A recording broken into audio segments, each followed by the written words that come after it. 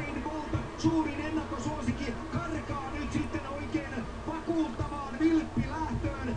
Hyvä lähtö, hänelle piti tulla se välierässä ja alkuerässä, se tuli se hyvä lähtö, mutta nyt hän karkaa sitten omille teilleen aivan liian aikaisin. Ja jos MM-kisoissa draamaa on nähty, niin kyllä tämä on ehkä sitä suurinta draamaa, mitä on oikeastaan MM-kisojen historiassa juuri koskaan nähty.